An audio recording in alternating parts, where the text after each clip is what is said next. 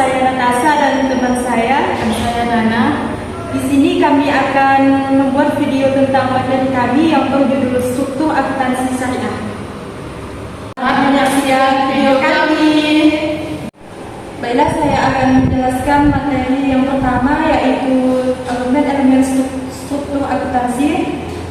Elemen-elemen struktur akuntansi terbagi menjadi 5, yaitu yang pertama, tujuan laporan keuangan.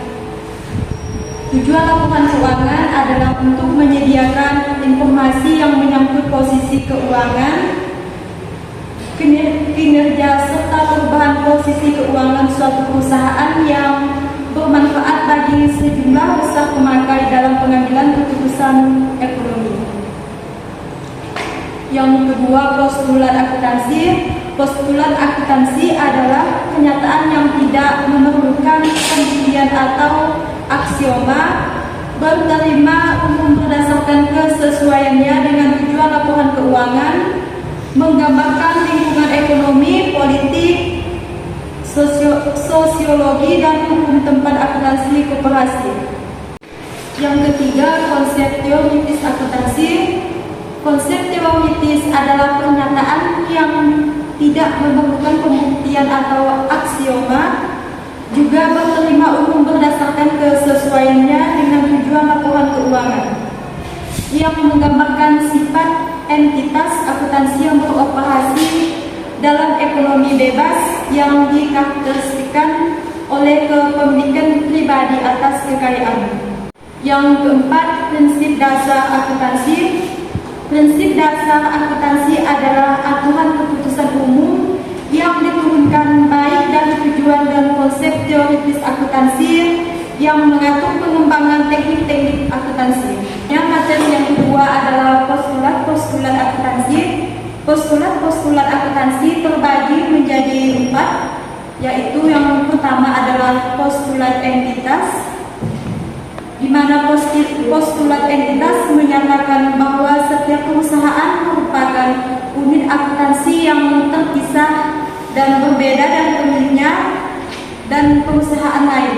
Postulat ini memungkinkan akuntan membedakan antara transaksi bisnis dan individu. Akuntan melaporkan transaksi perusahaan, bukan transaksi milik perusahaan. Yang kedua, postulat kelangsungan usaha, yaitu postulat ini menyatakan bahwa entitas akuntansi akan terus beroperasi untuk melaksanakan proyek, komitmen, dan aktivitas yang sedang berjalan. Postulat mengasumsikan bahwa perusahaan tidak diharapkan untuk dilikuidasi dalam masa mendatang yang dapat diketahui dan sekarang, atau bahwa entitas akan terus beroperasi untuk periode waktu yang tidak tertentu. Yang ketiga adalah postulat unitorum. Postulat ini menyatakan bahwa akuntansi adalah pengukuran dan proses mengkomunikasikan aktivitas perusahaan yang dapat diukur dalam satuan moneter. Yang keempat adalah postulat periode akuntansi. Postulat ini menyatakan bahwa laporan keuangan yang menggambarkan perubahan dalam kesejahteraan perusahaan seharusnya diungkapkan secara pribadi. Ketiga, konsep teoritis akuntansi. Yang pertama, teori entitas. Teori ini menganggap entitas sebagai sesuatu yang terpisah dan berbeda dari pihak yang menggunakan modal ke dalam perusahaan. Yang kedua, teori dana. Teori ini menganggap unit usaha merupakan sumber ekonomi dan kewajiban yang menetapkan sebagai pembatasan terhadap penggunaan aset tertentu. Yang ketiga, teori kepemilikan. Menurut teori ini, entitas sebagai agen, perwakilan atau penelusuran dari pengusaha atau pemilik. Materi yang keempat, prinsip-prinsip akuntansi.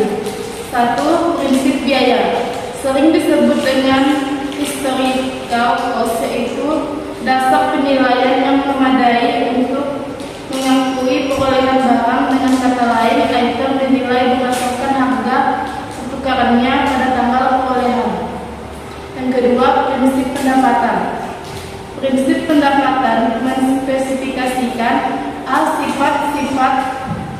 komponen pendapatan, B. pengukuran pendapatan, dan C. waktu pengakuan pendapatan. Ketiga, sifat dan komponen-komponen pendapatan. A. aliran masuk aset bersih yang berasal dari penjualan barang dan jasa. B. aliran keluar barang atau jasa dari perusahaan. C. produk perusahaan yang dihasilkan dari penciptaan barang atau jasa oleh perusahaan selama periode waktu tertentu. 4. Sifat dan komponen-komponen pendapatan secara mendasar. Terdapat dua pandangan tentang komponen tersebut. A.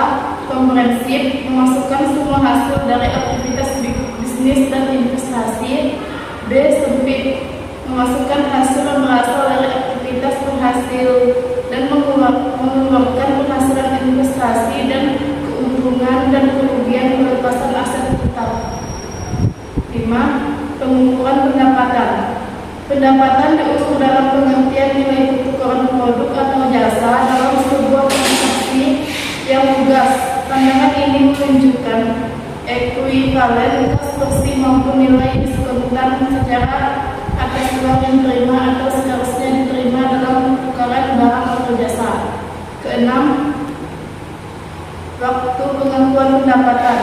Umumnya diakui bahwa yang diperoleh dalam semua tahap siklus operasi, yaitu selama penerimaan, produksi, penjualan, dan penghasilan. B. akuntan menggunakan prinsip realisasi untuk memilih sebuah peristiwa kritis dalam siklus untuk waktu pengakuan. C. realisasi dalam perubahan dalam aset atau utang secara memadai telah menjadi tertentu dan tertujuan. 7. Dasar penjualan untuk pengakuan dapat digunakan karena harga produksi diketahui dengan pasti. B. pertukaran telah diakhiri dengan pengiriman barang. C. dalam artian realisasi penjualan merupakan peristiwa krusial. 8. prinsip penandingan. Prinsip penandingan menyatakan bahwa expense harus diakui pada periode yang sama dengan revenue diakui dalam periode tertentu sesuai dengan prinsip. 9. hubungan antara revenue dan expense tergantung pada suatu dari 4 kriteria. Yang pertama, penandingan langsung biaya yang telah terpakai dengan revenue. Yang kedua, penandingan langsung biaya yang telah terpakai dengan periodenya. Ketiga, alokasi cost selama periode yang mendapatkan manfaat dan menjadikan expense sebagai biaya lain dalam periode terjadinya, kecuali jika dapat ditunjukkan bahwa masih memiliki manfaat di mendatang. 10. prinsip objektivitas. Kegunaan informasi keuangan tergantung pada tingkat reliabilitas prosedur pengukuran yang digunakan. Prinsip objektivitas digunakan untuk menjustifikasi pemilihan prosedur pengukuran untuk menjamin realitas umum. 11. prinsip objektivitas bagaimanapun yang menjadi objek interpretasi yang berbeda. 12. prinsip konsistensi. Prinsip konsistensi menyatakan bahwa peristiwa ekonomi yang serupa seharusnya dicatat dan dilaporkan secara konsisten dari periode-periode. 13. prinsip pengungkapan penuh. Pengungkapan penuh mensyaratkan bahwa laporan keuangan didesain dan dibuat untuk menggambarkan secara akurat peristiwa ekonomi yang telah mengalami perusahaan untuk satu periode dan memuat informasi yang memadai untuk membuat laporan keuangan. 14. Beberapa hal yang menjadi perhatian pengungkapan penuh. Yang pertama, rincian tentang kebijakan dan metode akuntansi. Kedua, informasi tambahan untuk membantu analisa investasi atau untuk mengidentifikasi hak sebagai pihak yang memiliki klaim atas pelaporan entitas. Ketiga, perubahan dari tahun sebelumnya dalam kebijakan dan metode akuntansi yang digunakan dan dampak perubahan tersebut. Yang keempat, aset, uang biaya, dan revenue yang timbul ditarik transaksi dengan pihak lain yang memiliki kepentingan pengendalian. 15. Prinsip konservatisme merupakan prinsip pengecualian atau modifikasi dalam artian bahwa prinsip tersebut bertindak sebagai batasan untuk penyajian data akuntansi yang relevan dan variabel. 16. Prinsip materialitas.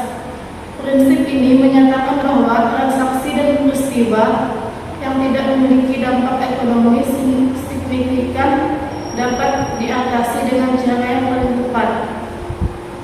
Sekian video pemakaran dari kami. Apabila ada kata-kata kami yang salah atau kurang berkenan, kami mohon maaf. Dan kami akhiri dengan Assalamualaikum warahmatullahi wabarakatuh.